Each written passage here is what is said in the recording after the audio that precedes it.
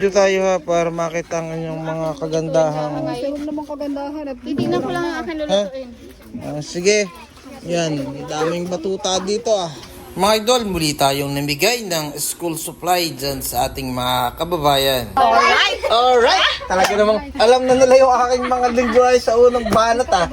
Yon, mga idol, nandito tayo sa ating mga kaibigan, mga kabarangay dito sa Anling. Kasama natin yung ilan nating mabibigyan ng school supplies. At ito yung mga high school na masisipag ng mga bata. Ay, para, kayo ba yung high school? High school ba kayo? Mama. Okay. Di ba naglalako ka rin? Hindi. Yung alin na kayo na i-vlog ko naglalako. Ayun, iyan. Anong grade mo? Grade 5 pala.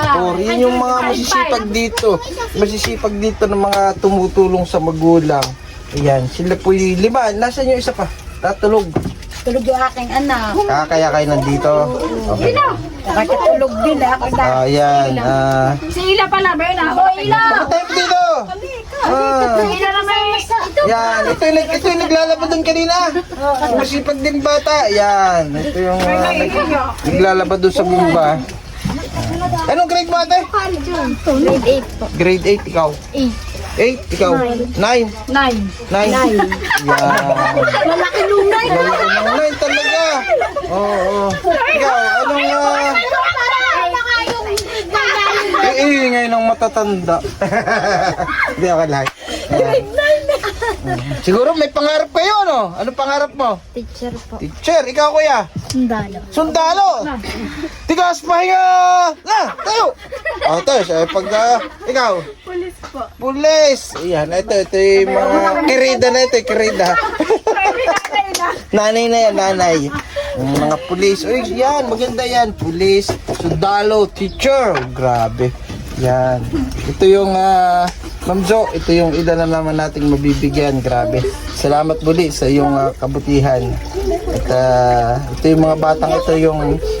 Di ba ikaw yung napakasipag ding naninimot ng nagsisisid ng bato dyan sa ilog? Di ba? Oh, ito yung napakasipag nating kababayan na... Kala pa nagsisipag. Ang trabaho nito ay panlalaki. Sumisisid.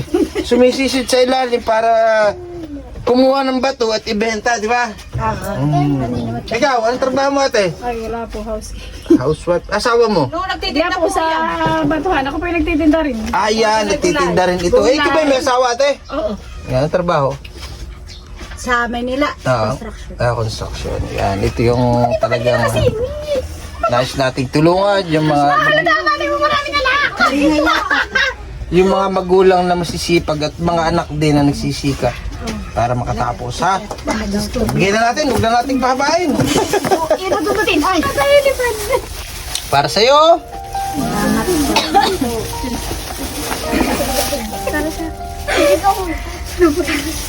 Kompleto na yan. Siyam na notebook, isang papel, isang ballpen, dalawang ballpen. May lapis pa yata. Hindi.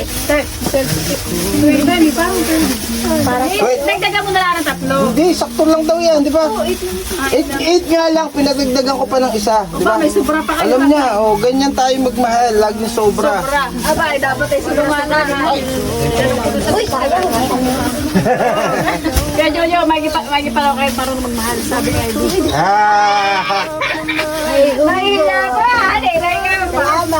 Salamat po ng marami sa nagbigay na sponsor. O, anong masasabi niyo ate? Maraming salamat. Ikaw? Maraming salamat din po. Ay, lalong higit pa yung mas maraming salamat. Tapos kami natulungan. Ay, maraming salamat kung malaking tulong na ito para sa amin. Oo naman, dahil mga idol, mga kababayan, alam natin kung gaano kahirap ngayon, di ba, ng buhay. Yung ganitong kaunting gamit sa school ay malaking ano na rin. Malaking tulong na po ito sa amin. Oo, dahil yung iba nga karamihan wala pa, naghahanap pa rin. Yung mga naglalako, karamihan na i-vlog ko. Dahil wala pa po ko yun so, kahit pa paano, nagbibigyan natin ang gamit yung mga anak nila. Kaya... Maraming salamat po, Ma'am Diyos, sa iyong mabuting puso. Palakpakan natin si Ma'am Jo! Yay! Walang sobra.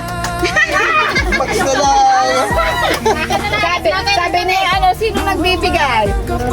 Dito Hindi, K-12 na may ka-SK. Oo. Kaya hindi na kami tinanggal ko yung pangalan. Nakalistay yung anak ng pangalan yung ko. 11 to 12. Ilang mga elementary? Ito mayroong sponsor. Tayo Thank you sa Lord ang kapurihan dahil may mga taong hinihipo ni Lord para magbigay ng i-share yung kanilang blessing para sa ating mga kababayan. Sige ha!